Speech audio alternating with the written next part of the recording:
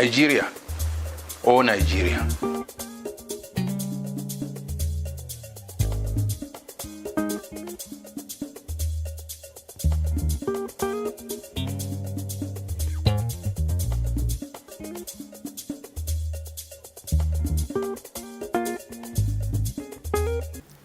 Resurgence of coups in Africa under Panacea.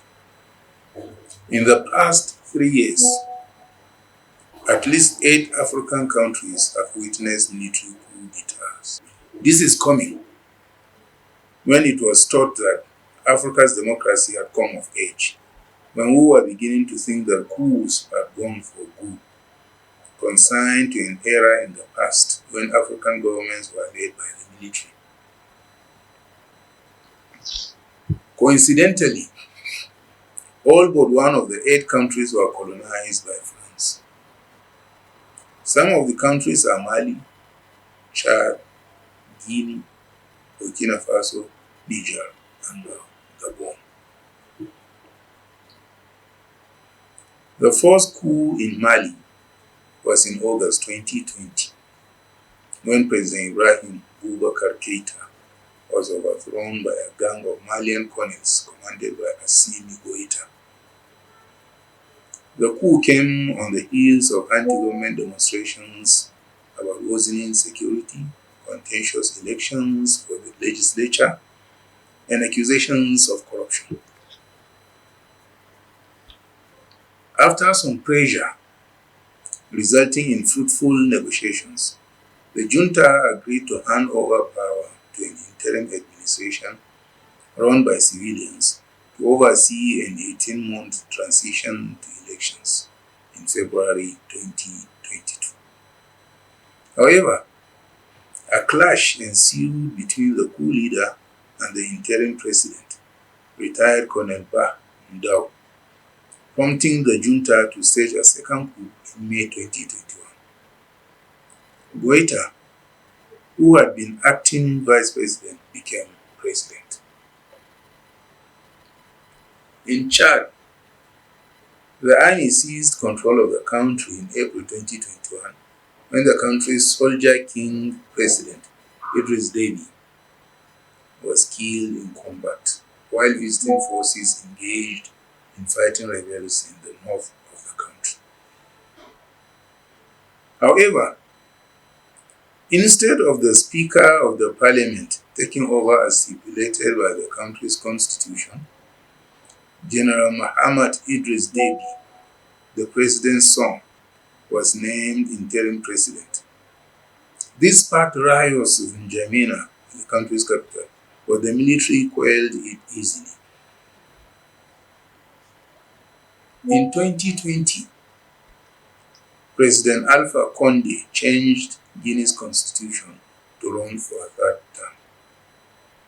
This caused severe unrest that emboldened the country's special forces, led by Colonel Mamadi Doumbouya, to overthrow him in September 2021.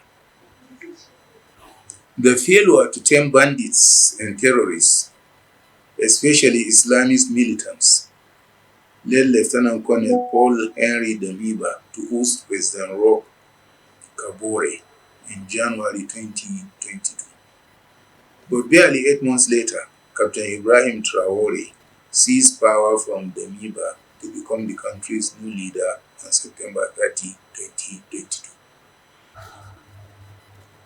On July 26, 2023, members of Niger's Presidential Guard, led by General Abdulrahman Chani, an officer once involved in peacekeeping efforts in war-ravaged countries, seized power from President Mohamed Bazoum to address the deteriorating security situation and bad governance. On August 30th, top military commanders in Gabon forcefully abridged President Ali Bongo's third term and annulled the controversial results of the recent election he was declared the winner of. When we look at these countries, what we see as a common thread is a long stay in office, fueled by greed and self-centeredness. Because the sit-tight vogue has beaten the leaders, they employ all means foul to remain in office, like constitution amendment, election rigging, imprisonment of opposition members, weakening of opposition parties, and suppression of individual freedoms and the press.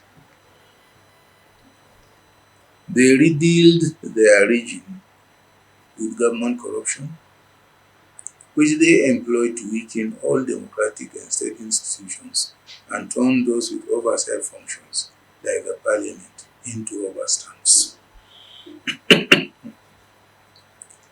It is unfortunate but true that many African leaders have a warped way of thinking. They assume that they were created to be served, that God created them specially, and that without them, their country cannot get anywhere.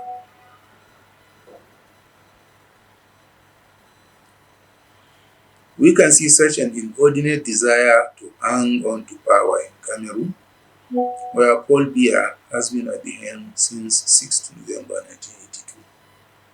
For 41 years, he has held his country by its jugular, despite spending most of his time seeking medical care in Switzerland. Uganda is one other country where its leader, Yoweri Kaguta Museveni, has been in power since 26 January 1986.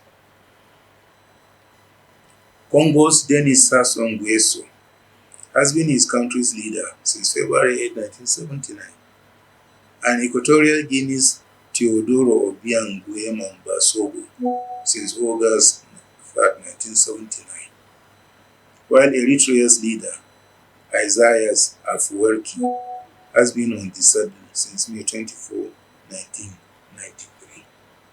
Perhaps this trend will continue as long as those whom God has elevated to such positions continue to see themselves as extraordinary mortals whose death will cause time to stop in its tracks. They must know that the world will not pause and look back when they drop dead. Then, the judiciary. Yes, the judiciary could be the Panacea. This arm of government is the bedrock of sanity in a nation. Once it is corrupt and therefore unreliable, making it no longer a last sanctuary of hope for the traduced, then a nation is doomed. If it was upright, then a nation will get it right, because there will be justice for all, which will translate into safety and prosperity for everyone.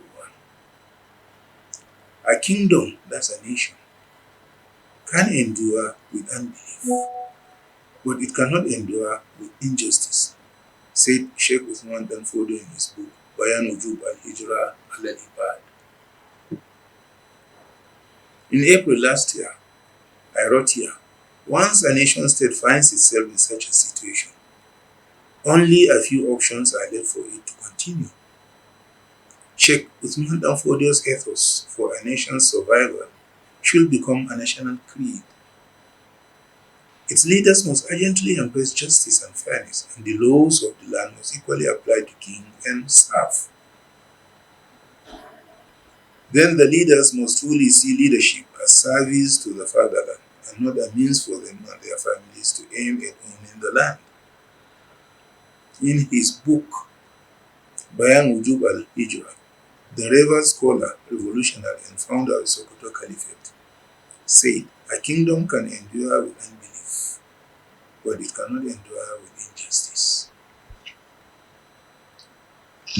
It is also time that African leaders began to see their people as humans who deserve the best in life. All that the average African wants is to feel he counts and that his feelings are respected. He wants an organized society, and so he wants his nation's institutions to work. He is also law-abiding, and he understands and respects the law if it covers everyone, high and low. I look at all the countries in Africa where coups have taken place of late, will reveal that not only is the judiciary in bed with all the deposed leaders, but also the followers do not seem to matter in the scheme of things. Again, in April last year, I concluded a write-up with this: the easiest way to serve the people is to empower them to easily access basic needs. The little money in their pockets should be valuable enough to guarantee that. Once the people can afford basic needs because of leaders' efforts, the crime rate and discontent will take flight. What way is better to empower than to provide work for the majority? Thank you.